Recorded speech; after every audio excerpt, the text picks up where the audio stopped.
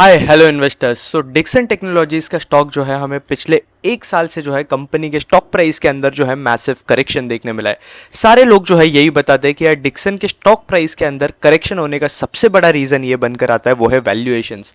लेकिन आप देखोगे एक हाई पी स्टॉक जो है मल्टीपल ईयर्स के अंदर जो है पैसा बनाकर दे सकता है अगर उसका पी जो है ना हाई, लेकिन उस हाई पी के साथ जो है ना कंपनी के पास ग्रोथ भी है। तो अगर कोई हाई पी कंपनी है, जैसे कि अगर मैं ट्रेंड का एग्जांपल लूँ तो ट्रेंड के केस में भी हमने यही देखा कि स्टॉक ने जो है ना मल्टीपल ईयर जो है पैसा बनाकर दिया इन्वेस्टर्स को हाई पी पे भी, क्योंकि ट्रेंड जो है 50% के ऊपर जो है हमें ग्रो करता हुआ देखने मिल रहा था। डीमार्ट के केस में भी जो हमें सेम चीज देखने मिली। बट प्रॉब्लम तब आता है इन हाई पी स्टॉक्स के अंदर जब इन कंपनीज के अंदर जो है ना ग्रोथ जो है हमें स्लो डाउन होते हुए देखने मिलती है। तो अगर कोई कंपनी है जो कि 100% के ऊपर ग्रो कर रही है और उस कंपनी के अंदर अगर एक भी स्लोइंग डाउन क्वार्टर आ जाता है तो ये जो है आपके हाई पी कंपनीज का सबसे बड़ा प्रॉब्लम है, जहां पे इन कंपनीज के स्टॉक्स के अंदर जो है हमें इजीली 30-40% का करेक्शन जो है देखने मिल जाता है। और यूजुअली मैंने जितना ट्रेंड देखा है इन हाई पी कंपनीज के स्टॉक्स के अंदर अगर आप देखोगे तो एक भी स्लोइंग डाउन क्वार्टर आ जाता है तो उसके बाद जो है ना यूजुअली कुछ क्वार्टर जो हमें स्लो डाउन होते हुए देखने मिलते हैं, जहां कंपनी के स्टॉक प्राइस के अंदर जो हमें मैक्सिमम करेक्शन देखने मिलता है। सेम चीज जो हमें केन्स टेक्नोलॉजीज के अंदर हमने ये चीज देखी, जहां पे एक कंपनी का खराब साल आया, खराब क्वार्टर आया और उस खराब क्वार्टर के अंदर इनकी जो ग्रोथ रेट्स है ना वो जो है हमें फॉल होते हुए देखने मिली 30% पे, और स्टॉक जो है 7,000-8,000 के लेवल के आसपास से जो है क्लियरली जो है हमें 3,000-4,000 लेवल के आसपास जो है जाते हुए देखने मिला। तो ये जो है बहुत प्रॉब्लमेटिक चीज है। तो लोग बोलते हैं ना कि यार हाई पी रीजन होता है इन स्टॉक्स के पीछे करेक्ट होने का, वो जो है बहुत गलत बोलते हैं। और इनफैक्ट इन स्टॉक्स को करेक्ट होने का सबसे बड़ा रीजन ये होता है, वो होता है इनका falling growth, falling rate of change of growth. ये जो है सबसे बड़ा रीजन है जहां पे स्टॉक जो है करेक्ट होते हैं। अब अगेन इसके पहले हम आगे बढ़े, आप लोगों के लिए एक मेजर अनाउंसमेंट है कि zero to hero stock market master class पे जो है एज ऑफ नाउ आपको 10% डिस्काउंट मिल रहा है। ऑफर जो है सिर्फ कमिंग 7 डेज के लिए वैलिड है और पोर्टफोलियो मैनेजमेंट मास्टर क्लास के ऊपर जो है आपको 20% का डिस्काउंट मिल रहा है। तो जीरो टू हीरो के लिए गेट 10 का कूपन कोड यूज कर लेना, पोर्टफोलियो मैनेजमेंट के लिए गेट 20 का कूपन कोड यूज कर लेना। हर एक वर्ड जो है कैप्स है, मैं एक बार पिन कमेंट में भी आपको जो है ये चीज प्रोवाइड कर दूंगा मास्टर क्लास के लिंक के साथ। तो वहां से जो है आप मास्टर क्लास के लिए जो है डायरेक्ट रजिस्टर कर सकते हो। आपको दोनों मास्टर क्लास का जो है लाइफ टाइम एक्सेस मिलता है। और इसके साथ साथ मास्टर क्लास देखने के बाद अगर आपको कभी भी डाउट आता है तो आप जो है सिंपली मुझे एक्स पे जो है रीच आउट कर सकते हो और मैं जो है आपके सारे क्वेरीज रिजॉल्व कर दूंगा पर्सनली। अब इसके बाद जो है हम थोड़ा डिक्सन टेक्नोलॉजीज के बारे में बात करते हैं। तो डिक्सन के अंदर हुआ क्या यार, स्टॉक प्राइस तो 18,000 17,000 के लेवल के आसपास था, फिर ऐसा क्या हो गया कंपनी के अंदर कि यार स्टॉक हमें फॉल होते हुए देखने मिला। कंपनी का स्टॉक जो है पैसा भी बना रहा था। यहाँ पे अगर आप वैल्यूएशन देखोगे तो डिक्सन का स्टॉक जो है ना हमें क्लियरली जो है 100 से 150 के पी के रेंज के अंदर जो है ट्रेड होता हुआ देखने मिला। और पिछले 3 से 5 सालों के अंदर भी स्टॉक जो है मिनिमम 117 के मीडियन पी पे जो है हमें ट्रेड करता हुआ देखने मिला। स्टिल स्टॉक ने जो है पिछले 3 सालों के अंदर बहुत पैसा बनाया, 2,700 के लेवल से जो है 18,000 के लेवल्स तक गया स्टॉक। बट फिर उसके बाद हुआ क्या ऐसा कंपनी के साथ जिस रीजन से हमें एज ऑफ नाउ जो है कंपनी के स्टॉक प्राइस के अंदर जो है फॉल देखने मिल रहा है। वो सिंपल रीजन है जो कि मैंने आपको पहले भी समझाया। डिक्सन जो है 100% पे ग्रो करता था। इस रीजन से जो है मार्केट के तरफ से जो है कंपनी को अराउंड 100 पी या 150 के पी के आसपास का जो है वैल्यूएशन देखने मिलता था। अब करंटली अगर आप देखोगे तो मार्केट्स भी जो है लास्ट 15 मंथ्स के अंदर जो है हमें यहाँ पे मैसिव करेक्शन देखने मिला है। और जब मार्केट के अंदर हमें करेक्शन देखने मिलता है तो कोई कंपनी अच्छे रिजल्ट आए लेकर आए तो उसकी भी धुलाई होती है और कोई कंपनी खराब रिजल्ट लेकर आए तो उसकी भी धुलाई होती है। तो इधर डिक्सन के केस में अगर आप देखोगे तो जो ग्रोथ है ना वो जो है हमें स्लो डाउन होते हुए देखने मिली। और एक बार आपके कंपनी के अंदर स्लो डाउन हो जाती है ना ग्रोथ एट हाई वैल्यूएशन, तो आप उतनी हाई वैल्यूएशन जो है कभी डिजर्व नहीं करते और मार्केट आपको देगा भी नहीं। तो यही सेम चीज जो हमें डिक्सन के Q2 के अंदर देखने मिला, जहां पे हमें जो टॉप लाइन ग्रोथ है ना 100% से 28% के आसपास जो है फॉल होते हुए देखने मिली। और स्टॉक के अंदर हमें करेक्शन जो है वहां से ही देखने मिल गया था। Q3 के अंदर जो है इन्होंने और बड़ा ब्लंडर कर दिया है, जहां पे अगर आप स्टॉक प्राइस के अंदर टॉप लाइन ग्रोथ देखोगे, स्टॉक प्राइस नहीं, आई एम सॉरी, कंपनी की अगर आप टॉप लाइन ग्रोथ देखोगे तो 2% के आसपास की जो है हमें यहाँ पे टॉप लाइन ग्रोथ देखने मिली है। पैट ग्रोथ की जब मैं बात करता हूँ आप लोगों के साथ तो सिंपली अगर आप पैट ग्रोथ देखोगे तो पहले सॉलिड पैट ग्रोथ हमें देखने मिल रही थी। Q2 के अंदर भी 185% की पैट ग्रोथ आई थी, बट Q3 के अंदर अगर आप देखोगे तो ये पैट ग्रोथ जो है ना 68% के आसपास की जो है हमें देखने मिली। मतलब पहले जो rate of change of growth है ना वो जो है पहले पॉजिटिव डायरेक्शन के अंदर था, वो हमें कॉन्स्टेंटली मेंटेन होता हुआ देखने मिल रहा था। अभी वो ग्रोथ जो है हमें नेगेटिव डायरेक्शन के अंदर रेट ऑफ चेंज देखने मिल रहा है। इस रीजन से जो है कंपनी के स्टॉक प्राइस के अंदर जो है फॉल होते हुए जो है हमें देखने मिल रहा है।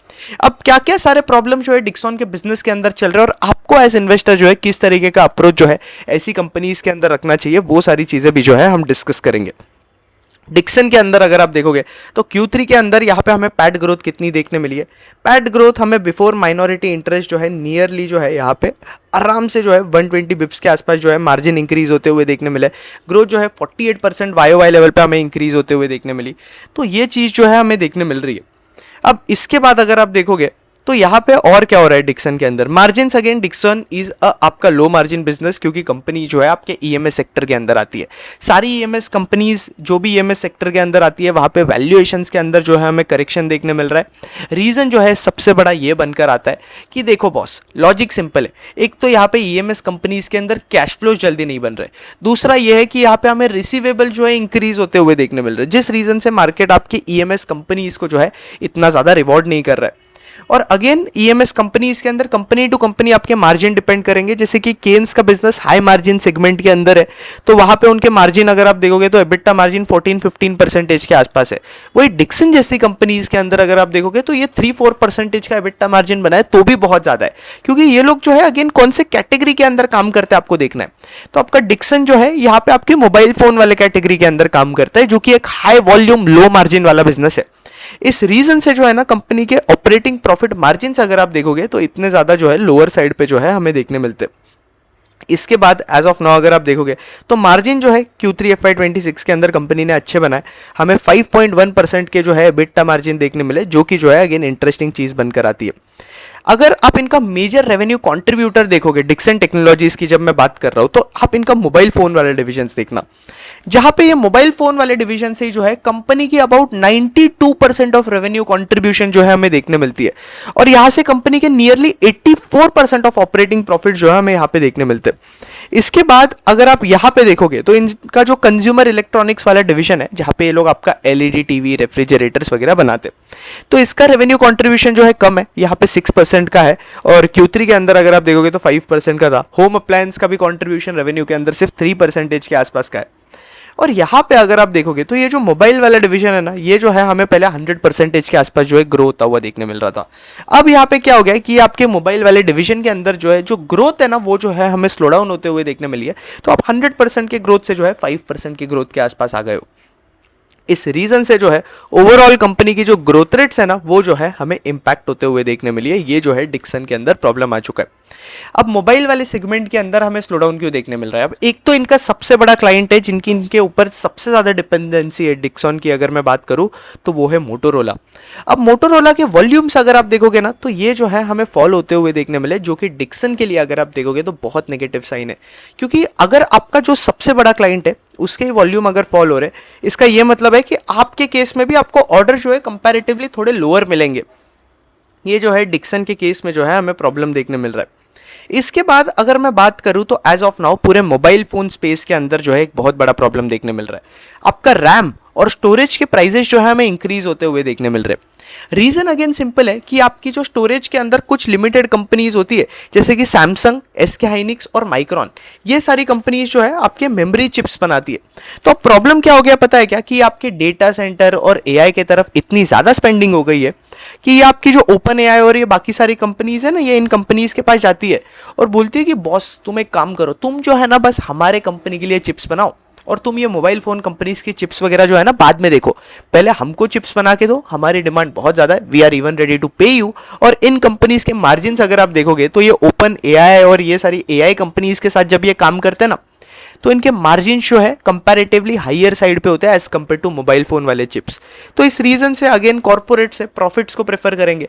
इस रीजन से ये लोग आपके हाई प्रॉफिट चिप्स के वाले कैटेगरी के अंदर जो है प्रेफर कर रहे हैं। और इस रीजन से मोबाइल के अंदर जो है ना हमें रैम के प्राइसेस जो है इंक्रीज होते हुए देखने मिल रहे हैं।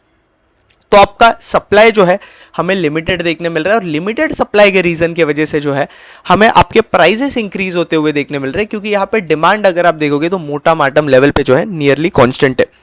तो इस रीजन से अभी देखो आपके डिक्सन के जो क्लाइंट्स है, डिक्सन कौन से प्लेयर्स के साथ काम करता है, वीवो, मोटोरोला। अब ये सारी कंपनी जो है बजट स्मार्टफोन वाले कैटेगरी के अंदर काम करती है। बजट स्मार्टफोन के अंदर अगर आप देखोगे तो nearly 20% cost of smartphone is आपका नियरली, अगर आप देखोगे तो रैम। और प्रीमियम स्मार्टफोन के अंदर इतना बड़ा रिस्क नहीं बनकर आता है, क्योंकि वहां पे 10% ऑफ कॉस्ट ही होता है स्मार्टफोन का। तो ये बजट स्मार्टफोन प्लेयर्स के मार्जिन अगर आप देखोगे तो कंप्रेस होते हुए देखने मिलेगी, क्योंकि इनके पास दो ऑप्शन बचते, या तो ये लोग प्राइस इंक्रीज कर दे, या दूसरा ऑप्शन इन कंपनीज के पास ये बचता है कि यार ये क्लियरली जो है अपने मार्जिन कंप्रेस कर दे। तो इस रीजन से ये बजट स्मार्टफोन वाली कंपनीज प्रॉब्लम फेस करने देख रही है, और इस रीजन से ये डिक्सन को भी जो है ना थोड़ा बहुत जो है प्रॉब्लम फेस करने मिल रहा है। तो ये जो है हमें प्रॉब्लम देखने मिल रहा है। अब बजट स्मार्टफोन कंपनीज अगर आप देखोगे तो प्राइस पास ऑन नहीं कर सकती है जैसे आपके प्रीमियम कंपनीज करती है। तो एक एग्जांपल देता हूँ, जैसे कि आईफोन के अंदर अगर आपके रैम के कॉस्ट इंक्रीज हो गए, तो आईफोन के अंदर क्या होगा, एप्पल जो है आराम से प्राइस जो है पास ऑन कर देगा। अभी 1.5 लाख का फोन है, 1.5 लाख के आसपास का फोन है, वो 180 का कर देगा और लोग खुशी खुशी आके खरीद लेंगे। लेकिन वीवो का जो 10,000 रुपीज का फोन है, जो कि अफोर्डेबल कैटेगरी के अंदर आता है, वहां पे आप इमेजिन करो अगर ये 10,000 रुपीज का जो फोन है, इसका प्राइस जो है 12,000 13,000 हो जाता है, तो लोग जो है आकर खरीदेंगे नहीं। इनकी सेल्स जो है हमें इंपैक्ट होते हुए देखने मिलेगी। और ये जो है डिक्सन के क्लाइंट्स का जो है बहुत बड़ा रिस्क है। दूसरा, ये लोग मोटोरोला के अलावा जो है दूसरे प्लेयर्स पे डाइवर्सिफाई भी कर रहे हैं। तो इधर अभी वीवो के साथ जो है ये लोग जेवी करने वाले थे, तो एज ऑफ नाउ इन्हें PN3 का जो है अभी तक अप्रूवल मिला नहीं है। एस्टिमेटेड है कि फेब या मार्च के आसपास जो है इन्हें अप्रूवल मिल जाएगा, और एक बार अप्रूवल मिल जाता है तो 45-60 डेज के आसपास जो है सारा मोबिलाइजेशन करने का प्रोसेस होता है, और मई 2026 से जो है ये लोग इनके ऑपरेशंस वगैरह जो है स्टार्ट कर सकते हैं। तो FY27 के अंदर जो ग्रोथ आनी है ना, वॉल्यूम ग्रोथ, उसके लिए ये वीवो का जो जेवी है ना बहुत बड़ा कॉन्ट्रीब्यूटर होने वाला है कंपनी के लिए। तीसरा, डिक्सन के केस में हमें रिस्क ये देखने मिल रहा है कि जो PLI बेनिफिट्स है जो कि गवर्नमेंट प्रोवाइड करता है, ये मोबाइल PLI स्कीम जो है ना, ये जो है हमें एज ऑफ नाउ 2026 मार्च के अंदर एक्सपायर होते हुए देखने मिलेगी। अब PLI स्कीम अगर एक्सपायर हो जाता है, करेंटली इनके मार्जिन अगर आप देखोगे तो ऑलरेडी लोअर साइड पे, और ऊपर से PLI एक्सपायर हो जाता है। PLI मतलब क्या कि इन्हें जो है इंसेंटिव्स मिल रहे थे इन कंपनी को, जिस रीजन से इनके मार्जिन पे जो है एडिशनल कुछ बेसिस पॉइंट से इंपैक्ट हो रहा था पॉजिटिवली। अब PLI स्कीम अगर चल जाता है तो इनके मार्जिन अगेन हमें फॉल होते हुए देखने मिलते हैं। तो डिक्सन के जो मार्जिन है ना, अगेन इनके एबिटा मार्जिन हमें नियरली 0.5% से जो है 0.6% के आसपास जो है फॉल होते हुए देखने मिल सकते हैं। और यहाँ पे इनके मार्जिन जो है हमें नियरली करंट मार्जिन से जो है 2.9 से 3.2% के आसपास जो है मार्जिन जाते हुए देखने मिल सकते हैं। तो ये जो है अगेन प्रॉब्लमेटिक है। लेकिन ये PLI वाला जो झोल झाल है ना, इसको आउटपेस करने के लिए डिक्सन क्या कर रहा है पता है क्या, ये लोग बैकवर्ड इंटीग्रेट कर रहे हैं। तो बैकवर्ड इंटीग्रेट से ओवरऑल इनके मार्जिन अगर आप देखोगे तो ये लोग मेंटेन कर पाएंगे। तो करंटली डिक्सन अगर आप देखोगे तो पूरा असेंबली के अंदर काम करता है, लो मार्जिन प्रोडक्ट है, और असेंबलिंग के अंदर आप ज्यादा मार्जिन भी नहीं बना सकते हो। आपका जो क्लाइंट आपको करने बोलेगा वही आप कर सकते हो, और सारे कंपोनेंट्स इंपोर्ट से आते हैं। ये लोग क्या कर रहे हैं पता है क्या, अब ये लोग जो है मार्जिन रिटेंशन पे फोकस कर रहे हैं, माने बैकवर्ड इंटीग्रेशन कर रहे हैं। तो बैकवर्ड इंटीग्रेशन के अंदर ये लोग आपके मोबाइल फोन के डिस्प्ले मॉड्यूल्स है, वहां पे ये लोग बैकवर्ड इंटीग्रेशन कर रहे हैं। कैमरा के जो मॉड्यूल्स है वो भी ये लोग खुद बनाने वाले हैं। तो कैमरा मॉड्यूल्स के लिए जो है इन्होंने एक कंपनी को जो है परचेस भी किया है, जिसका नाम है क्यूटेक। तो मैकेनिकल एंड केसिंग्स भी ये लोग बनाएंगे, डिस्प्ले सब असेंबली भी करेंगे, और कैमरा मॉड्यूल्स भी बनाएंगे। इस रीजन से ये जो इंपोर्ट के जो कॉस्ट पे करते हैं ना, वो इनके रिड्यूस हो जाएंगे, और मार्जिन हमें कंपनी के जो है बेटर होते हुए देखने मिलेगा। ये बैकवर्ड इंटीग्रेशन का जो बेनिफिट है ना, हमें FY28 से दिखना जो है स्टार्ट हो जाएगा कंपनी के नंबर्स पे और कंपनी के मार्जिन पे। तो डिस्प्ले सब असेंबली के अंदर कंपनी क्या करेगी, ये लोग जो है अभी क्या करेंगे, पूरा जो है ना इसको इंस्टॉलेशन अभी चल रहा है, तो 2-3 मंथ्स का जो है टाइम लगेगा। कमर्शियल प्रोडक्शन जो है इसका हमें जून जुलाई 2026 के आसपास जो है देखने मिलेगा। कैमरा मॉड्यूल्स के अंदर अगेन इनका FY26 का एस्टिमेट है कि लोग 40 मिलियन यूनिट्स के आसपास बनाए, जिसका गाइडेंस जो है अगेन मैनेजमेंट ने जो है कट किया हुआ है अभी रिसेंटली, तो 34 मिलियन के आसपास की ये लोग बात कर रहे हैं। एंड इनका टारगेट कैपेसिटी जो है 180 से 190 मिलियन यूनिट्स के आसपास जो है जाने का है। इसके साथ साथ कंपनी जो आपके IT हार्डवेयर के ऊपर भी फोकस कर रही है, जैसे कि लैपटॉप्स हो गया, टैबलेट्स हो गया, सर्वर्स हो गया। तो लैपटॉप्स के अंदर ये HP, डेल, ये सारी कंपनी इसके साथ कंपनी पार्टनर कर रही है। ऑर्डर इन्हें मिल रहे हैं Q4 FY26 के अंदर से, इनका चेन्नई के अंदर मैन्युफैक्चरिंग स्टार्ट हो जाएगा। लैपटॉप के केस में अगर आप देखोगे तो इंपोर्ट रेस्ट्रिक्शंस भी लग चुके हैं, तो इसलिए आपका जो लोकल डिमांड है ना, उससे जो है कंपनी के पास अच्छी खासी डिमांड जो है इन्हें देखने मिल रही है। दूसरा, ये लोग कंज्यूमर इलेक्ट्रॉनिक्स वाले डिवीजन पे भी फोकस कर रहे हैं। कंज्यूमर इलेक्ट्रॉनिक वाला डिवीजन जैसे जैसे इंक्रीज होगा ना, आगे जाकर इनके मार्जिन भी इंक्रीज हो गए। एक सिंपल चीज़ मैं आपको डिक्सन के लिए फंडा देता हूँ। मोबाइल फ़ोन का जो कंट्रीब्यूशन है ना कंपनी के रेवेन्यू के अंदर, जैसे जैसे फॉल होगा, बाकी सेगमेंट्स का कंट्रीब्यूशन जैसे जैसे इंक्रीज होगा ना, मार्जिन्स आपको ऑटोमेटिकली जो है कंपनी के इंक्रीज होते हुए देखने मिलेंगे। तो ये सीन जो है हमें डिक्सन के अंदर देखने मिल सकता है आगे जाकर इन टर्म्स ऑफ मार्जिन्स। अब इसके बाद अगर मैं बात करूं तो कंपनी के केस में जो है ना कुछ रिस्क है वो भी हमें प्ले आउट होते हुए देखने मिल रहे हैं। सबसे फर्स्ट रिस्क जो है वो है पीएलआई बेनिफिट्स का। दूसरा रिस्क जो है आपके मेमोरी प्राइजेस इंक्रीज हो रहे हैं। तीसरा रिस्क, सबसे बड़ा रिस्क जो है वो है ग्रोथ स्लो डाउन। डीमार्ट के स्टॉक की याद आपको दिला देता हूँ थोड़ा। डीमार्ट के केस में आप थोड़ा फ्लैशबैक में चल जाओ। डीमार्ट के केस में अगर आप देखोगे लास्ट 5 ईयर्स में डीमार्ट का स्टॉक जो है कहाँ से कहाँ गया है आप खुद देख लो। रीजन अगेन यही है कि यार डीमार्ट के अंदर पहले जो है ना हमें ग्रोथ देखने मिलती थी, ये ग्रोथ जो है हमें स्लो डाउन होते हुए देखने मिली। अभी हालांकि Q3 के नंबर्स ठीक ठाक आए कंपनी के, बट ग्रोथ हमें स्लो डाउन होते हुए देखने मिली। एक बार किसी भी हाई पी स्टॉक के अंदर अगर ग्रोथ स्लो डाउन हो जाती है तो यहाँ पे पैसा बनना जो है बहुत ज़्यादा टफ हो जाता है। तो डिक्सन के केस में अभी जो है हमें मैसिव करेक्शन देखने मिल रहा है। तो क्या पोर्टफोलियो अप्रोच जो है आपको ऐसी कंपनीज के अंदर रखना चाहिए? पहली चीज़ ये तो मुझे आपको बताने की ज़रूरत ही नहीं पड़नी चाहिए अगर आपने जो है हमारे दोनों मास्टर क्लास जो है देखे होते और specially portfolio management master class देखा होता। क्योंकि मैं आपको ये बोल सकता हूँ कि एक बार आप दोनों मास्टर क्लास देख लेते हो ना तो आप इसके बाद किसी भी स्टॉक के अंदर जो है फंस ही नहीं सकते। आपके पास जो है आप खुद वो स्किल सेट बिल्ड कर लोगे, आप खुद डिसाइड कर सकते हो कि मुझे कब एंट्री लेनी है, कब एग्जिट करना है। और बिजनेस के बेसिस पे आप ये सारी चीज़ें डिसाइड करते हो और हमें बिजनेस के बेसिस पे ही सोचना होता है। तो ये सारी चीज़ें जो है ना मैं किस तरीके से हर चीज़ करता हूँ मैंने आपको दोनों मास्टर क्लास के अंदर जो है सिखाई हुई है। तो इसके अंदर आपको जो वैल्यू मिलता है ना बहुत ज़्यादा मिलता है। और ये प्राइजेस जो है यार मास्टर क्लास के लिए एज ऑफ नाउ तो आपको डिस्काउंट भी मिल रहा है, 0 to हीरो पे 10%, पोर्टफोलियो पे 20%। बट ये प्राइजेस जो है ना कुछ भी नहीं है इनफैक्ट, और ये वैल्यू जो है ना इन लैक्स के अंदर है जिस लेवल का नॉलेज आपको यहाँ पे मिलता है। अब इधर अगर आप देखोगे तो क्या पोर्टफोलियो अप्रोच जो है आपको यहाँ पे रखना है, आप सिंपली देखो। डिक्सन के केस में अभी पी जो है हमें 45 के आसपास का देखने मिल रहा है। और यहाँ पे सिनेरियो 3 बनकर आता है कि आप डिक्सन को जो है अभी आप देख रहे हो कि यार डिक्सन का पी जो है ना सस्ता हो चुका है। और डिक्सन का पी अगर सस्ता हो गया है ना इसका ये मतलब है कि यार अब मैं एंट्री ले लेता हूँ, क्योंकि डिक्सन का पी सस्ता हो गया है। इतने सस्ते पी पे तो मैंने डिक्सन को कभी देखा ही नहीं है, इसलिए मैं एंट्री लेता हूँ।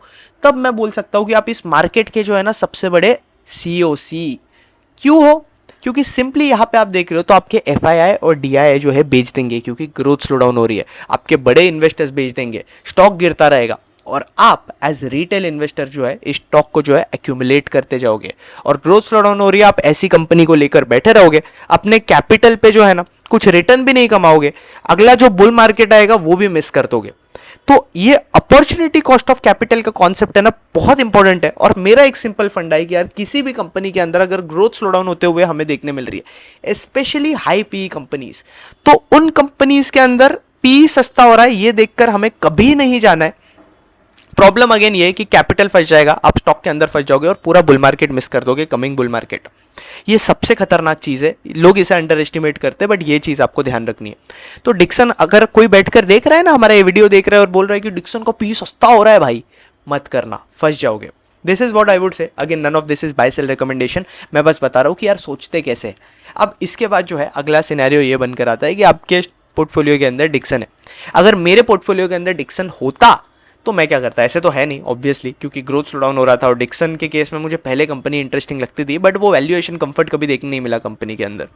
तो डिक्सन के केस में अगर आप देखोगे तो अगर यहाँ पे अगर मेरे पोर्टफोलियो के अंदर डिक्सन होता तो मैं इसको ऑलरेडी जो है डिक्सन से बाहर निकल गया होता इनके जब Q2 के नंबर्स आए होते, क्योंकि हाई ग्रोथ कंपनी है। एक भी अगर चीज़ स्लो डाउन हो जाती है ना, एक भी वेरिएबल अगर खराब मूव हो जाता है, अपोजिट डायरेक्शन के अंदर मूव होना स्टार्ट हो जाता है, कंपनी का गेम खत्म, स्टॉक प्राइस का गेम खत्म। 40-50 करेक्शन तो आप एक्सपेक्ट कर सकते हो, 40-50% का। तो ये सबसे बड़ा प्रॉब्लम है। तो मैं तो एग्जिट कर चुका होता, लेकिन अगर आप अभी भी डिक्सन के अंदर हो तो एक चीज़ समझ लो कि यहाँ पे ग्रोथ जो है स्लो डाउन हो रही है, फंडामेंटल जो है पॉजिटिव डायरेक्शन के अंदर नहीं जा रहे। और अपॉर्चुनिटी कॉस्ट वाइज अगर मैं देखूँ तो डिक्सन के अलावा भी और भी ज़्यादा बेटर डील्स जो है आपके EMS सेक्टर के अंदर अवेलेबल है। जैसे कि आप सिरमा SGH जैसी कंपनीज देख सकते हो जहाँ पे हमें पी इंक्रीज होता हुआ देखने मिल मार्जिन इंक्रीज होते हुए देखने मिल रहा है, पैट ग्रोथ बहुत ज़्यादा सॉलिड देखने मिल रही है। केन्स को आप देख सकते हो जहाँ पे ग्रोथ बहुत ज़्यादा सॉलिड है। फिर इसके साथ साथ एमट्रॉन जैसी कंपनीज है जो कि आप स्टडी कर सकते हो। तो ये सारी कंपनीज को जो आप पढ़ सकते हो। RSE का भी साइकिल हमें बेटर होता हुआ देखने मिलेगा इन कमिंग टाइम। तो ये सारी कंपनीज को आप पढ़ सकते हो। अगर मैं करंटली डिक्सन के अंदर इन्वेस्टेड होता तो ऑब्वियसली जो है मैं पोजीशन एग्जिट कर देता, कितना प्रॉफिट है कितना लॉस है नहीं सोचता, क्योंकि अगर मैं आज ये सोचूंगा तो मैं अपना पूरा कैपिटल रिस्क कर दूंगा। लोग 10% लॉस 20% लॉस के बारे में सोचते, लेकिन वो उस 80% 90% के कैपिटल के बारे में इग्नोर कर देते।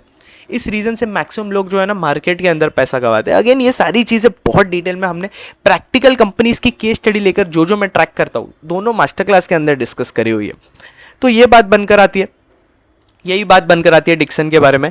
और यहाँ से अभी अगर आपके पोर्टफोलियो के अंदर डिक्सन है तो यार आप एक गलती मत करना स्टॉक को ऐड करने की, सस्ता हो रहा है तो वो तो मैंने आपको बोल दिया, क्योंकि ये रिस्की हो जाता है। Again none of this is buy sell recommendation, मैं बस बता रहा हूँ कि यार गड़बड़ हो सकती है, क्योंकि यहाँ पे अगर आप देखोगे तो ग्रोथ स्लो डाउन हो रही है। मैं ऐसी कंपनी से बहुत ज़्यादा दूर रहता हूँ।